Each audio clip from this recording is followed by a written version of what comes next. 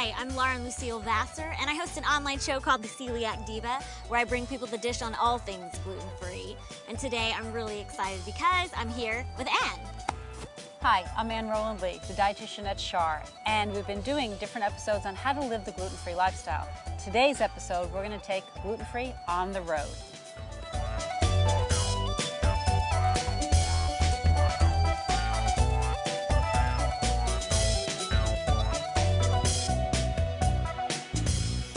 So here we are today. We're going to take gluten-free on the road, and I think it's an important part of our whole series on living that full gluten-free life.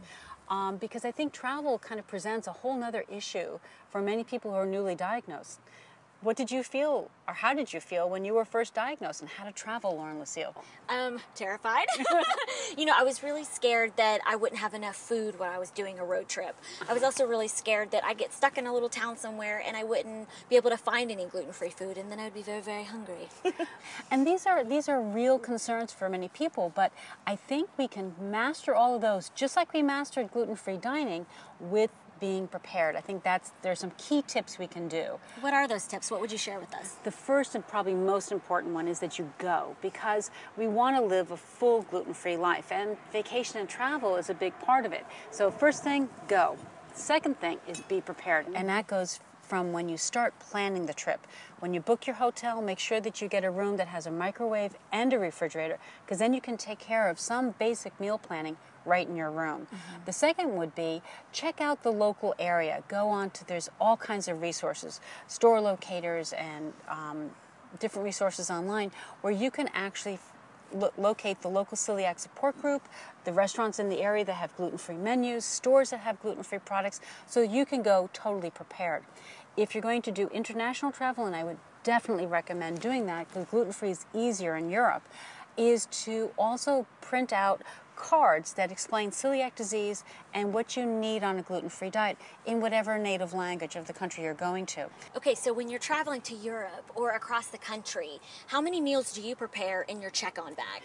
I always make sure I have enough things for the next day. I want to have a variety so that you have, you can cover each of the meals, but you want to have enough for the next day. So once you land, you know you're prepared until you can get your bearings and find all those neat local places.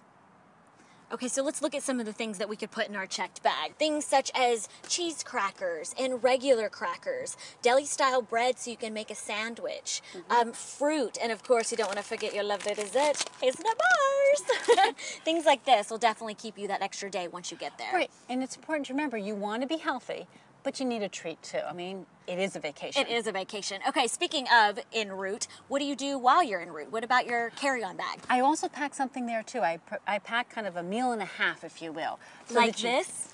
Yeah, so that you would have, again, some things to to hold you through. If you get stuck at the airport, at the train station, you could get held up in traffic. So you want to make sure you have something in the bag that's with you that you can, you can take and have enough to keep you going. Okay, so now that we're all packed up, you ready to hit the road? Let's go. Yay! Okay, I'm really excited to finally be on the road. I know.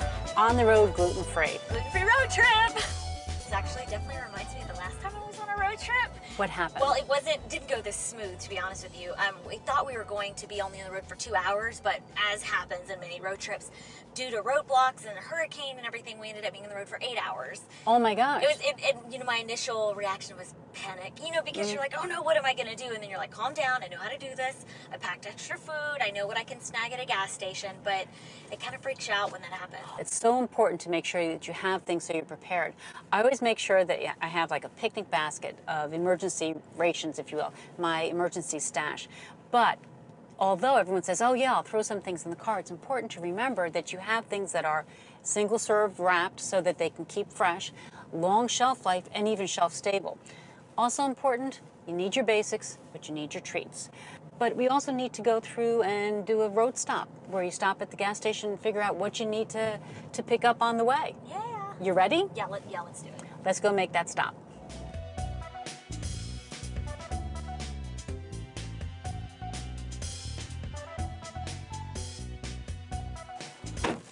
Okay, we made out really good. We did. Wow.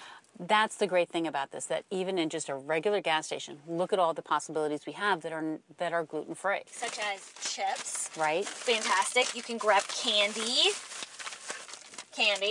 and trail mix. So everything from treats to healthy. Fantastic. Okay, so we grabbed a fruit juice, and I know sometimes in the gluten-free community there's a lot of questions about whether soft drinks and fruit juices are gluten-free. Can you clear that up for us? Absolutely. As long as you pick a juice that's 100% juice, then you know it's going to be safe, because it's one of those things that we know it's going to be naturally gluten-free. So 100% juice is safe. When you get to your other beverages, either a soda, a tea, or a coffee, plain and simple is the way to go. Stick with your name brands on your sodas and your soft drinks, because then you know that they're going to be okay. On your coffees and teas, again, when you get into different flavors and herbal infusions, that can be tricky. So again, plain and simple is the key to go. So, you ready to continue our trip? Let's go. Okay. We went through a whole great road trip today. So key takeaway points are always, make sure you're prepared. Absolutely. Pack things ahead, single wrap things, shelf stable things, and things with long shelf life, and enjoy. I think that's the biggest takeaway. Absolutely. You can take your life to the next level and travel, fearless and with a lot of freedom in your life. And I think that's pretty valuable.